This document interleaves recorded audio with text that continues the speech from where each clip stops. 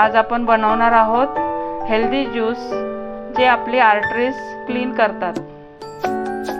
1 inch ओली हळद, 2 लसणाच्या पाकळ्या, 1 इंच आलं, 2 चिमूट काळी मिरी पावडर, 1 सुकलेली मिरची, अर्धा ग्लास कोमट पाणी आणि 1 टीस्पून ऑलिव्ह ऑइल लागणार आहे।